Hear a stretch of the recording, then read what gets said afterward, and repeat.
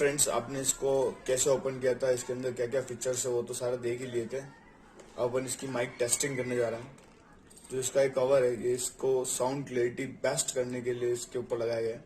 Plus ये जो pin up दिया हुआ है, ये अपने को यहाँ शर्ट के हैंग करने के लिए दिया हुआ है। उससे अपन पास में लगा के धीरे बोल कर भी वीडियो के अंदर हाई क्वालिटी साउंड रिकॉर्ड होता है।